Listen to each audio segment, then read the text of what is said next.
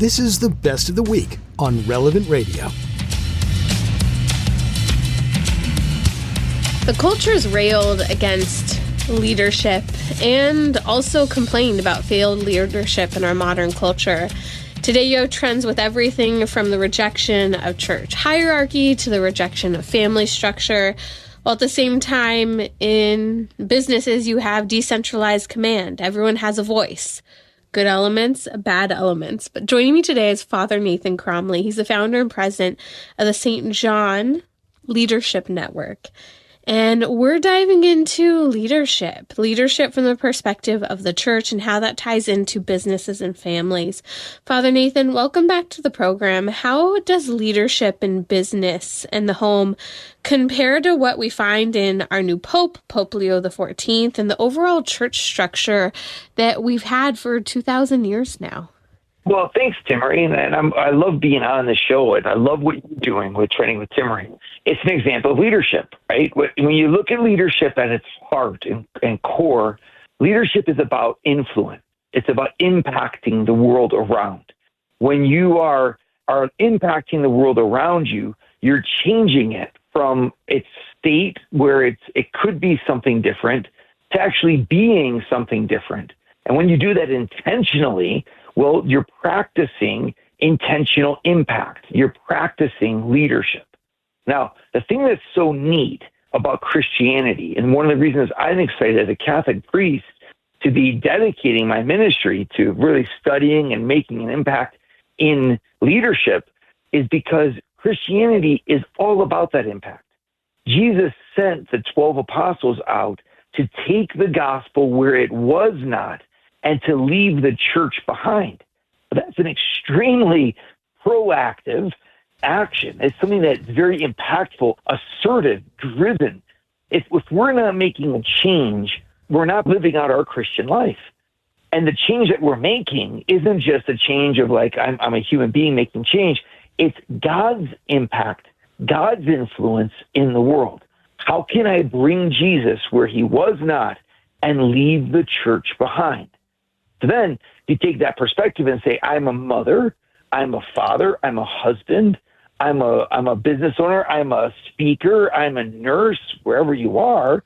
And then you say, well, God's put me there in order to make his impact through my sphere of influence.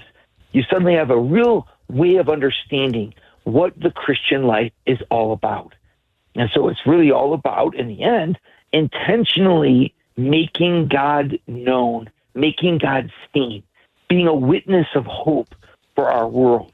And that's where the leadership studies and leadership understanding really comes into this. Like, if I'm really living out my Catholic faith, living out my Christian faith, then I'm going to be a leader.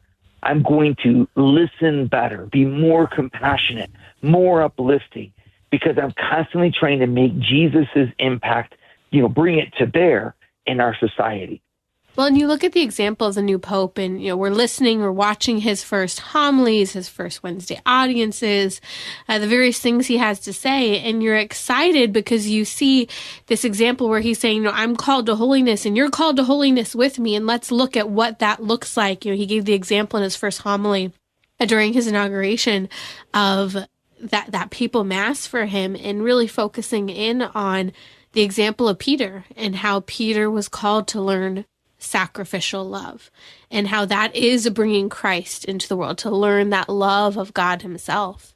Oh, I'm glad you brought up the example of the Pope, because there you have a very particular kind of an example of what it means to be a Christian leader, because he has, on the one hand, an immense platform, right? So he has power.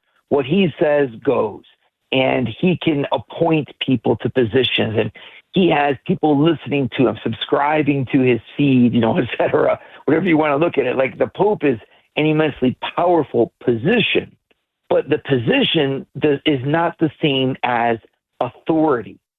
And this is what's really beautiful about Christian leadership, is that we make a distinction between power and authority. And we could say the power is given to you from the outside. It's your position. It's how much you're paid. It's your status in society.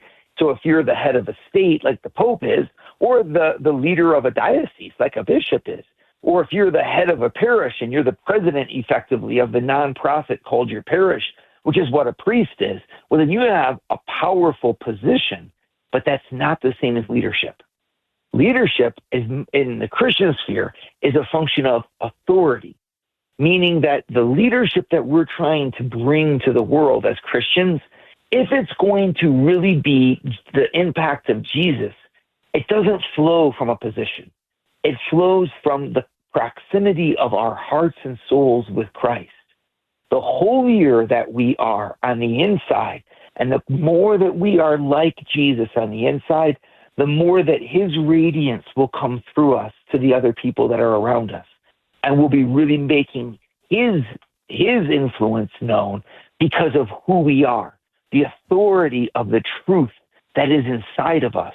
And then now, obviously, if we can combine the two, and we can have that beautiful soul that is one with God, and we put it in a position of power, that's the ideal. Because now the radiance of Christ can reach further. It can use those platforms of the position to go even further into society. But we don't confuse the two. Because in the end, I mean, when you think about the lives of the saints who really changed the world, not all of them had big platforms of power. Some of them are very humble beings. And yet they impacted the world with an impact that lasts, the impact of the saints. Can you address a common trend I see? I would say more so with men, and men of all ages in their various places in their career, where I hear a lot of, well, I can't lead, I can't have influence because I don't have the authority to be the decision maker. I love that. That's a good one. I think that's really funny because if that was the truth, Timmerie, think about it, like the only person that would be the leader is the Pope. Right. Know? So don't function, don't live, don't brush your teeth or get out of bed. Yeah, exactly. Because I'm not the decision maker. So I guess if you're not the president or the Pope or the king, then you're not the, no. What they're equating with there, that's a good example, is they're equating leadership with power. And on the contrary, if you equate leadership with authority, meaning that the authority is the result of truth. When a person is true, when they're full of integrity, when they know who they are, then what they say bends the world around them. What they say and what they do. At that point, someone who is a good man, for example, since you used the example of men, I would say to them, how good are you at listening? So you're like, well, I'm not the decision maker. You don't have to be necessarily the decision maker. To allow the decision maker, though, to be impactful, the decision maker needs a good support team. And to make the decision maker's decisions really impactful, the decision maker needs to be listened to, coached, understood, affirmed, encouraged. And in a very real way, if we don't have those people behind us, then the decision maker won't make the right decisions, or the decisions that they will make won't bear fruit in difficulty. So it's kind of like to see that the supportive roles are just as important, and I would even say more important, than the relatively easy function of stepping into a responsibility and making a decision. That's easy when you have all the information in front of you, when you have a good sports staff behind you, when you've got people that are there to encourage you no matter what. I mean, that is relatively easy. And that's where all those other roles, those are roles of leadership. And so I would throw it right back. If some guy gave me that kind of thing, I'd be like, I guess you don't understand what leadership really is. Because behind every person who's achieved something great, there have been the people who have brought them to that point and who have helped them along the way. And those people are even more important because what they've done is hidden. And you can't play those roles well unless you play them in truth. Mm-hmm. And I think that attitude of, well, I'm not the decision maker, so why lead? I can't lead. I don't have authority. I don't have power. It's really solicited laziness in our modern culture. And so I'm glad that you addressed it because it really shows like you don't have to be the person with the quote unquote power or position in order to lead. Oh, and it also helps us a lot because let's be honest. I mean, in the world that we have today, a lot of people feel disenfranchised. And when you feel disenfranchised, you end up becoming part of the problem instead of part of the solution. And what Christ does is fascinating because none of the 12 apostles have any position in the world. So they could all say, well, Jesus, we're all disenfranchised. We're not part of the Sanhedrin. And Jesus, we don't belong to the Roman Empire. So how do you expect us to do anything? And Jesus said, I am going to give you an authority that the world can never refute on the inside. And then I'm going to ask you to go out there and build a position of power, which is not easy at all. Right? He's like, you need to be entrepreneurs. Go to the ends of the earth and work in the world. And little by little, hopefully, you can find yourself a platform. But your leadership doesn't depend upon your platform. Your leadership is that anywhere, you're almost in a sense, Timmerie, our leadership creates the platform.